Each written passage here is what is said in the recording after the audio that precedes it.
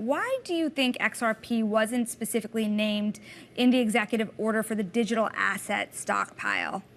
Well, so XRP was named by the president on Truth Social. He posted something saying that there should be other tokens, that there's going to be a Bitcoin strategic reserve and then a crypto stockpile that would include things like XRP. But days later, the executive order didn't include it. Why was that?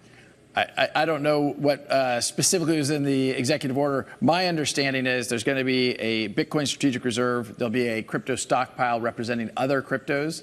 And I would expect that will include XRP.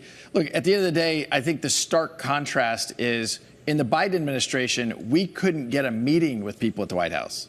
Now we're welcomed into the White House. And that's just a massive change. I think we want this industry to thrive in the United States. We don't want to push it offshore where you have fewer regulations. I think the reason I keep pushing you, too, is because I think now it's widely accepted that this is a pro-crypto administration. But the details, that is what's causing an overhang, the uncertainty of the details. So to the extent you have confidence, right, about XRP being in that stockpile or otherwise getting more support for an ETF, for example, where does that confidence come from, and what kind of timeline do you see it happening on?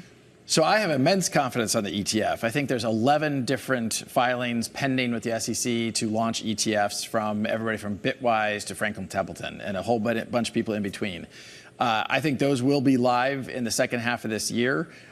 We have seen, even outside the United States, you have live ETPs. And at a time when a lot of outflows are exiting some of the crypto ETFs, you're seeing inflows into XRP. And I think that's because you had this false negative pressure from the SEC, this kind of, you know, an exogenous hand holding things down that's now being released.